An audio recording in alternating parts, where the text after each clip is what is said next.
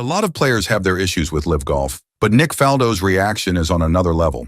He's been saying golf as we know it is done, calling live a total sellout where tradition gets tossed aside for cash. He's even been calling out players for joining it. But let's be real, that's just the normal Faldo. Who can forget all the feuds he's had with other players over the years? Faldo hasn't held back when it comes to live golf, the Saudi-backed tour shaking up the sport. He's openly called it meaningless and slammed players for jumping ship to join it. That hasn't exactly sat well with live supporters or some of the players he's criticized. But for Faldo, it's bigger than just a new tour. He's worried about how the focus on money, especially with live's massive prize purses, is changing the heart of professional golf. He said it feels like the game is losing its tradition, becoming more about cash than competition. Of course, this isn't the first time Faldo has found himself in the middle of controversy. He's had his share of public feuds with fellow golfers over the years. One of the most talked about was his rocky relationship with Sergio Garcia, which has flared up more than once. Faldo's sharp tongue and no-filter approach have made him a polarizing figure, both on and off the course. And let's not forget, his personal life hasn't exactly been free of drama either. Faldo's been through a few divorces, and there have been allegations of infidelity and scandal that have kept his name in the tabloids. It's clear that Faldo isn't afraid to speak his mind or live life on his own terms. But that's also made him a lightning rod for criticism and controversy. Now let us have a look at his extraordinary career. It all began in 1974 when he qualified to play in the English Amateur at Woodhall Spa. By the following year, he had already claimed two big wins, the English Amateur at Royal Lytham and the British Youths Open Amateur Championship. Despite missing out on a Walker Cup spot that year, his talent was undeniable. Later that year, he represented Great Britain in the Commonwealth Tournament in South Africa. Faldo has always been passionate about golf, so much so that he admitted it completely took over his life. "I loved school," he said, until golf came along. "After that, the only thing I cared about was getting out of the gates as fast as possible and heading to the golf course." It wasn't just Britain that noticed his talent. The United States came calling, and Faldo earned a golf scholarship to the University of Houston. But school life wasn't for him. He felt it distracted him from his game. After just 10 weeks, he left and turned professional in 1976. He joined the European Professional Golfers Association, and success followed almost immediately. By 1977, Faldo had won his first European Tour event and finished 8th on the Order of Merit.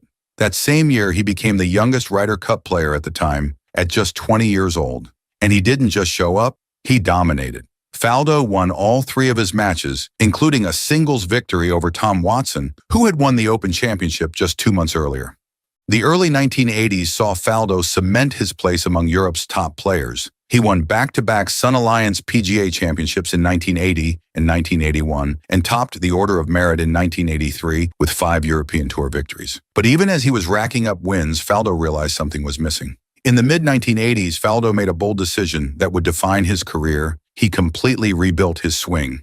With the help of coach David Leadbetter, he focused on correcting hidden flaws in his technique, even though many thought it was unnecessary. At the time, his swing was considered beautiful, but Faldo and Leadbetter knew it needed to be more consistent to win major championships. It was a gamble, and it wasn't easy. There were setbacks along the way. But in 1987, it all clicked. That May, Faldo broke a 3-year drought with a win at the Peugeot Spanish Open, a victory he described as a turning point that restored his confidence. Just 2 months later, he claimed his first major title at the Open Championship at Muirfield. His steady, flawless play in the final round, where he parred every single hole, earned him a one-shot victory. Faldo later reflected on the moment, saying, "I knew I'd do it, and I knew I had to do it." In 1989, Faldo won his second major at the Masters, showcasing brilliant putting and an incredible final round of 65 to force a playoff.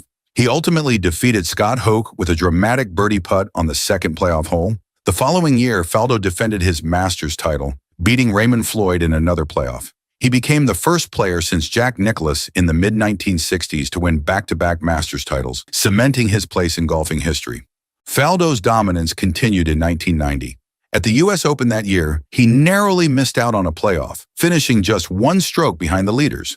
But he bounced back in spectacular fashion at the Open Championship at St. Andrews, winning by 5 shots and becoming the first golfer since Tom Watson in 1982 to win 2 majors in the same year. By the early 1990s, Faldo was at the peak of his powers. In 1992, he won his third Open Championship at Muirfield, setting a 36-hole scoring record in the process. Though he faced stiff competition from John Cook in the final round, Faldo kept his cool, sinking clutch birdies on the closing holes to secure victory.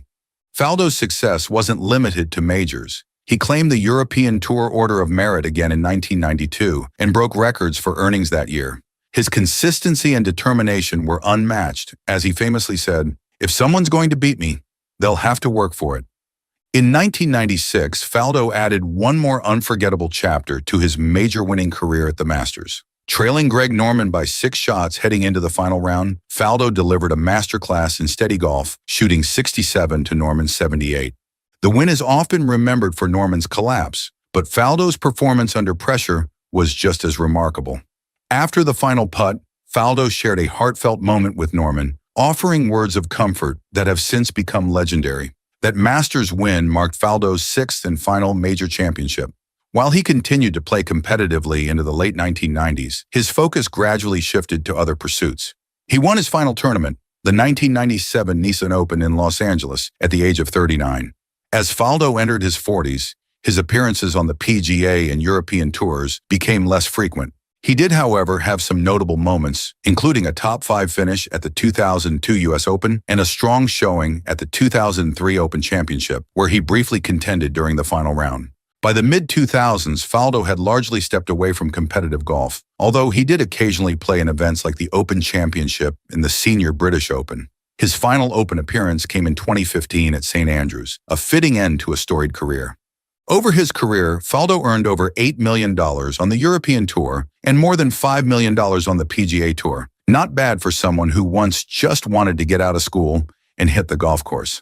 Faldo wasn't flashy, but his precision, calm under pressure, and relentless work ethic made him a force. He spent 97 weeks as the world's top-ranked golfer in the 1990s and won 29 European Tour titles, plus notable victories in tournaments like the Masters and the Open Championship. He also excelled in the Ryder Cup, playing a record 11 times and scoring 25 points for Team Europe. Known for his intense focus and perfectionism, Faldo revamped his swing in the mid-1980s, sacrificing flair for consistency. This paid off, as he often outlasted rivals who crumbled under pressure.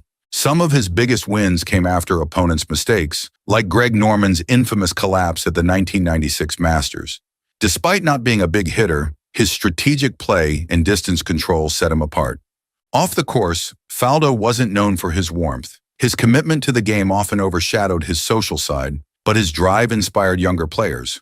Golf writer Peter Dobereiner once said Faldo was obsessed with the impossible dream of technical perfection. As captain of Europe's 2008 Ryder Cup team, Faldo made bold decisions, like picking Ian Poulter as a wildcard over Darren Clarke. Though Europe lost, Poulter ended up as the team's top scorer. Love him or not, Faldo's dedication and success cemented his legacy as Britain's greatest golfer and a true legend of the game. That wraps up today's video. If you enjoyed it, don't forget to hit that like button and subscribe so you never miss an update. Thanks for watching.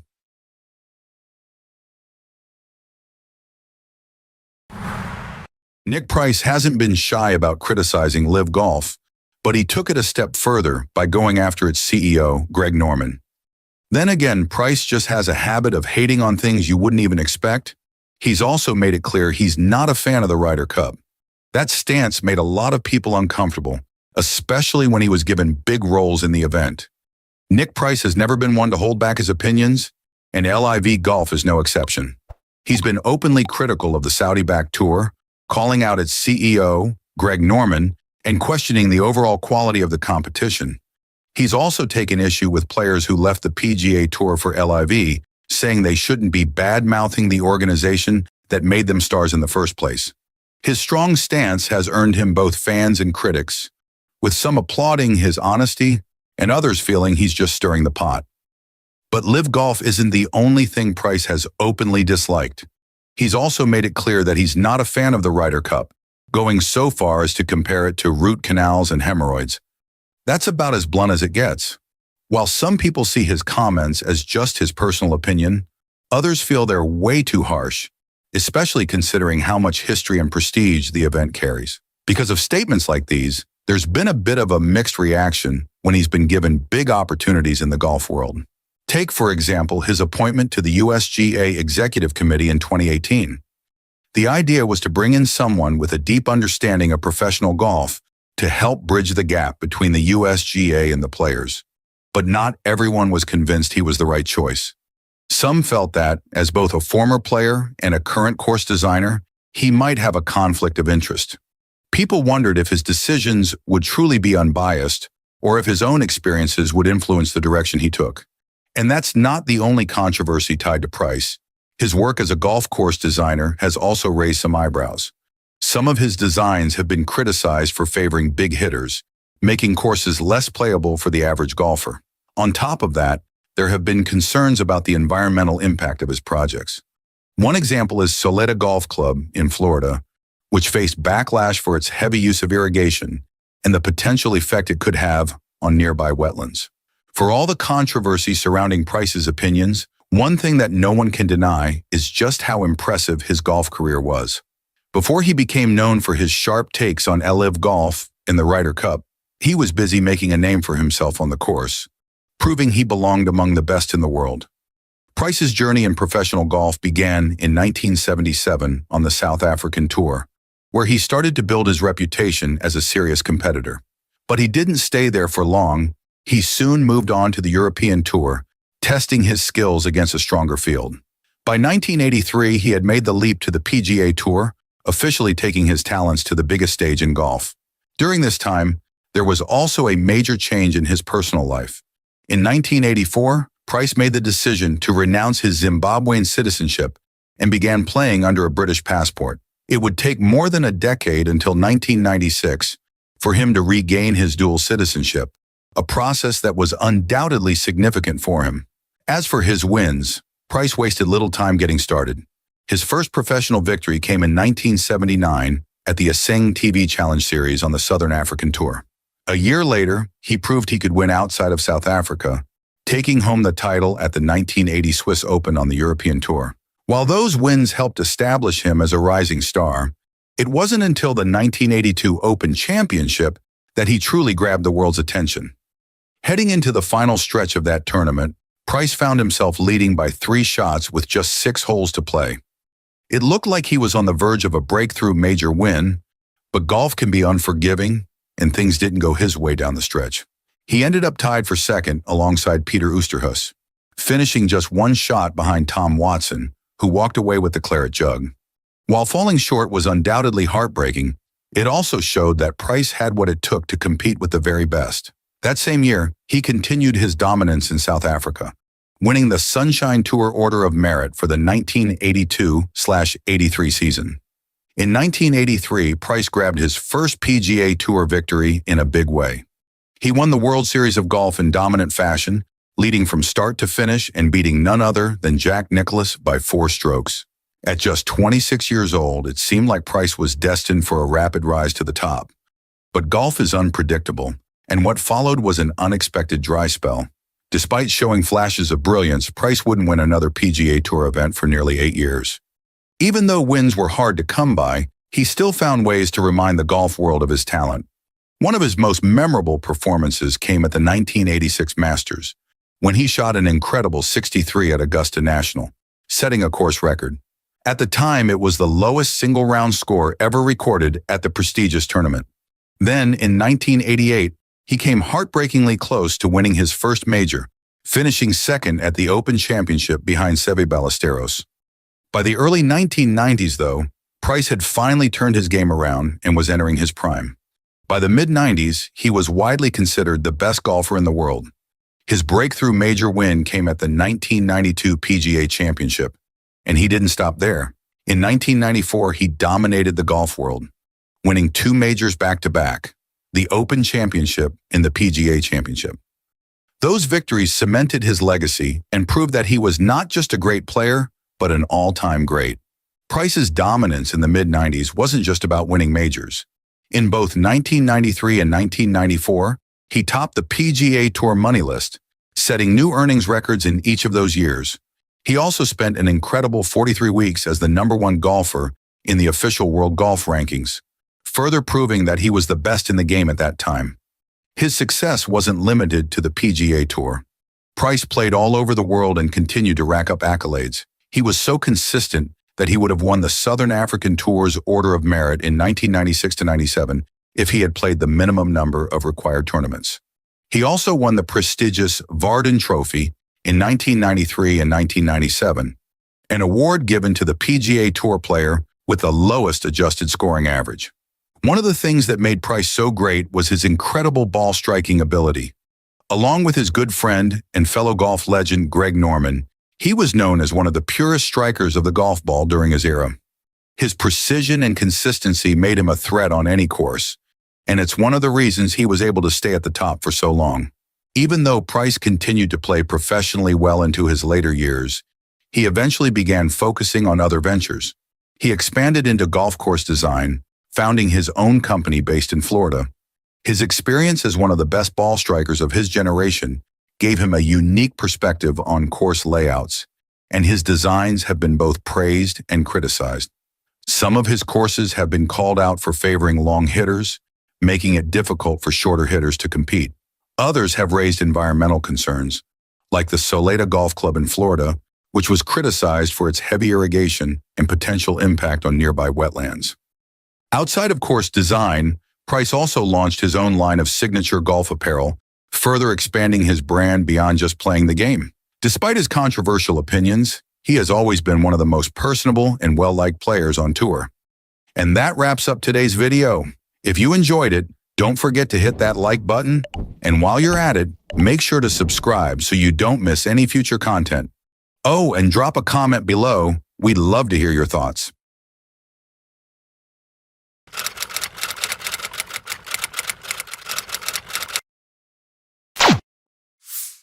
Even the fittest athletes can be knocked down when their health takes a turn.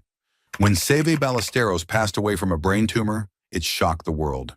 Here's a player with so much passion for his game, someone who would fight for it, yet he fell victim to such a serious illness. In October 2008, Seve Ballesteros was at Madrid airport when he suddenly collapsed. After that, doctors discovered that he had a malignant brain tumor. Sev, known for his incredible strength and spirit on the golf course, didn't back down in the face of this challenge either. He went through several surgeries, along with chemotherapy and radiation, fighting as hard as he could. Despite his bravery, the tumor took a heavy toll on him. By 2011, his health started to really decline. His family had to make the heartbreaking decision to let everyone know that his condition was getting worse. On May 7, 2011, at just 54 years old, Seve passed away at his home in Pedreña, Spain. He was surrounded by his loved ones, and even though his battle was over, his legacy lived on. It was a tough moment for fans and the world alike, but his courage during this time only added to the admiration people had for him.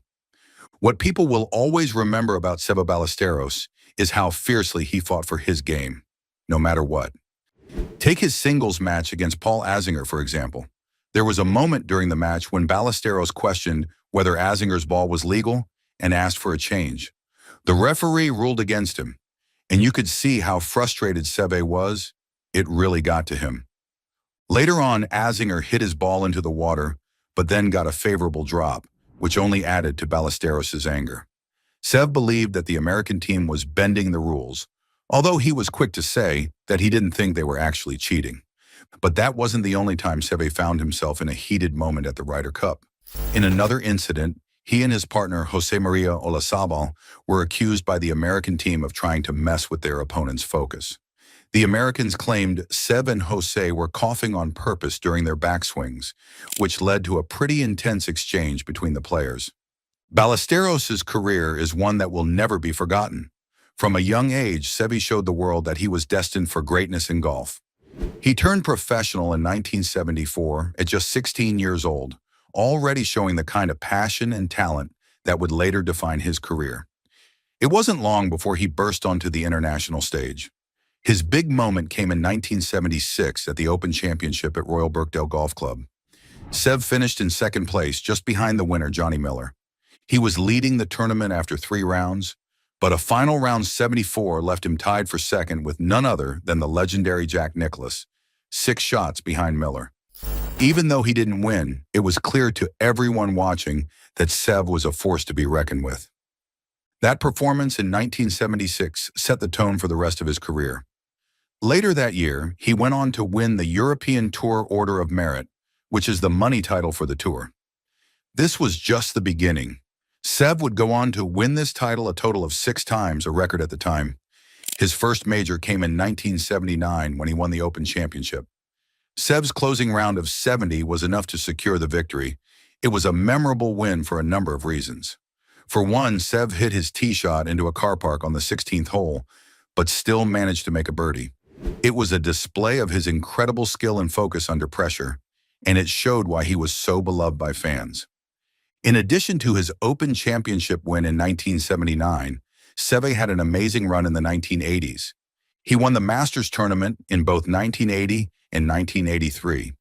The 1980 win was especially significant because it marked the first time a European golfer had won the prestigious tournament. At 23 years old, Seve became the youngest winner of the Masters at the time, a record that would later be broken by Tiger Woods in 1997. But that didn't take away from how special Seve's victory was in 1980. His win also made him the first European to win a major in America, making him a trailblazer in the sport. Seve's 1983 Masters victory was just as impressive. The tournament was delayed due to rain, but Seve stayed calm and collected, going on to win by 5 shots. He became the last player to win the Masters on a Monday, as the final round was played then due to the weather delay. For Seve, that win was another shining moment in his career. Sev's passion for the game was evident in everything he did, and his victories on the course were just the beginning. He went on to win the Open Championship again in 1984 and 1988, cementing his place as one of the greatest golfers of all time. His 1984 win at St. Andrews was especially memorable. After sinking a putt on the 18th green to win, Seve said that it was the happiest moment of my whole sporting life. It was the perfect ending to an unforgettable round. But Seve wasn't just focused on individual glory. He was a key player in the European Ryder Cup teams for much of the 1980s and 1990s. Over the years, he played in 37 matches against the United States, scoring 22 1-2 points. His partnership with fellow Spaniard José María Olazabal was one of the most successful pairings in Ryder Cup history. Together, they won 11 matches and have 2, showing the kind of chemistry and teamwork that made them a formidable duo. Sev's contributions to the Ryder Cup went beyond his playing career. He captained the European team to victory in 1997 at Valderrama Golf Club in Spain, the first time the Ryder Cup was held in continental Europe. That win was a crowning achievement for Seve, as it solidified his role as one of the most influential figures in the history of the competition. In addition to his Ryder Cup success, Sev was also on top in terms of rankings. He was the first European golfer to be ranked number 1 in the world, a position he held for a total of 61 weeks between 1986 and 1989. His time at the top was a testament to his consistency and excellence. He was also ranked number 1 in McCormick's World Golf Rankings in 1983, 1984, and 1985, before the official World Golf Rankings were introduced. As his career progressed, Seve's focus shifted. He continued to play, but injuries began to take their toll. His back problems, in particular, made it harder for him to compete at the highest level. By the late 1990s, Sev was playing less often, but he made a notable comeback in 2005 when he competed in the Madrid Open. He expressed a desire to play more tournaments in 2006, but his physical condition made it increasingly difficult. In 2007, after struggling with injuries and health problems, Seve made the difficult decision to announce his retirement from professional golf. He had one last run at the Champions Tour, but soon realized that his body could no longer keep up with the demands of the game. During his retirement announcement, Seve also addressed rumors about his mental health, specifically reports that he had attempted suicide. He clarified that these reports were not true and that he had only been briefly hospitalized due to concerns about his heart. Fortunately, he was released after doctors gave him a clean bill of health.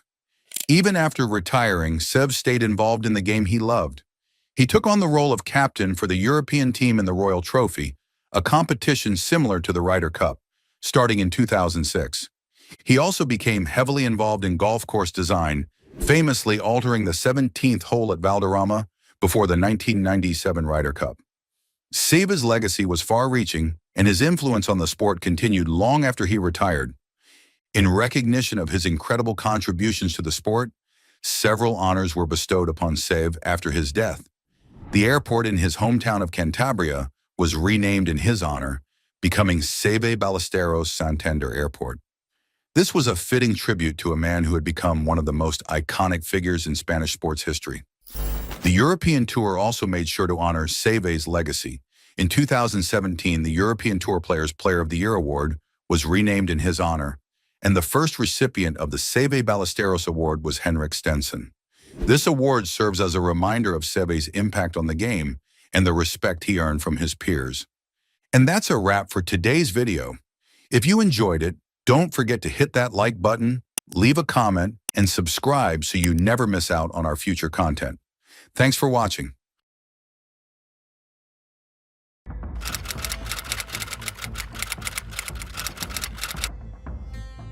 Curtis Strange wasn't just great because of his golf skills. Sure, he had the talent and the strength, but what really made him stand out was his sharp mind and laser focus on the game. Fans were always amazed by the way he played with such smart, strategic moves. And when he stepped off the course and into the broadcast booth, he won people over all over again. Not with a club in his hands, but with his honesty and insight. Winning the US Open once is an incredible accomplishment, but winning it back-to-back, like Curtis Strange did in 1988 and 1989, is something truly special. The US Open is known for its brutally tough courses, high-pressure situations, and a field stacked with the best golfers in the world. To come out on top 2 years in a row takes more than just talent. It requires an unshakable mindset, strategic play, and the ability to handle the kind of pressure that would break most players. His 1989 win at Oak Hill was particularly unforgettable. It wasn't just a victory, it was a battle. He had to go through a playoff against Tom Lehman, a moment that could have gone either way. But Strange thrived under pressure, proving once again that he was a golfer who could deliver when it mattered most. This win didn't just add another trophy to his collection, it cemented his reputation as a clutch performer, someone who could step up and close the deal when everything was on the line. One of the things that set Strange apart was his intense focus. He had a way of shutting out distractions and zoning in on the task at hand. Some people saw this as him being distant or difficult, but in reality, it was one of the biggest reasons for his success. He had complete confidence in his ability and wasn't afraid to push himself, even when the odds weren't in his favor. And then came his second act, his time in the broadcast booth. While many great athletes struggle to transition into commentary, Strange made it look easy. His fans, who admired his game, grew to love him even more for his honesty and straightforward approach as a broadcaster. He didn't sugarcoat things or dance around the truth. If he thought a player made a mistake, he said so. If someone handled a situation brilliantly, he gave them their due. That kind of candor is rare in sports commentary, where many analysts try to stay overly polite or neutral. What made him truly special as a commentator, though, was his ability to break down the mental side of golf in a way that few others could. Having been in those pressure-packed situations himself, he knew exactly what was going through a player's mind in big moments. He didn't just describe what was happening, he helped fans understand why it was happening. That insight, combined with his honesty, made him a voice that people respected and appreciated. Whether he was competing on the course or calling the action from the booth, Curtis Strange made an impact on the game that few can match. His career is the kind that only a rare few have ever achieved. Curtis Strange's journey in golf began long before he became a household name. Born with a passion for the sport, he honed his skills early and quickly made a name for himself in amateur golf. He attended Princess Anne High School in Virginia Beach, where he stood out as a promising young golfer. After high school, he took his talents to Wake Forest University in Winston-Salem, North Carolina, where he played for the Demon Deacons. Strange wasn't just another college golfer. He was part of a legendary team alongside Jay Haas and Bob Byman. This squad was so dominant that Golf World later called them the greatest of all time. It was clear from the beginning that Strange was destined for greatness. His amateur career was nothing short of spectacular. In 1974, Golf Digest ranked him the #2 amateur in the country, and the following year, he remained in the top 3, proving his consistency and dominance. By the spring of 1976, Strange was ready to make the jump from amateur to professional, even though he was still a junior in college. It was an unusual decision at the time, but one that made perfect sense for someone with his talent. His college record was already being described as perhaps unmatched by sports writers like the Charlotte Observer's Richard Sink. It's easy to see why. Strange played in 25 college matches and finished in the top 10 every single time. Even more impressively, he placed in the top 5 in 21 of those events and won 9 individual tournaments. He also became the youngest NCAA champion in golf history at that time. Clearly, Strange wasn't just playing at a high level, he was rewriting records. By the time he turned pro in 1976, he had already proven himself as one of the greatest amateur golfers ever. But what he accomplished on the PGA Tour in the 1980s took his career to another level. Strange was one of the top players of the decade, racking up 16 of his 17 career PGA Tour victories during that time. He also topped the PGA Tour money list 3 times, in 1985, 1987, and 1988, which was no small feat. In fact, during that 1988 season, he became the first player to ever win $1 million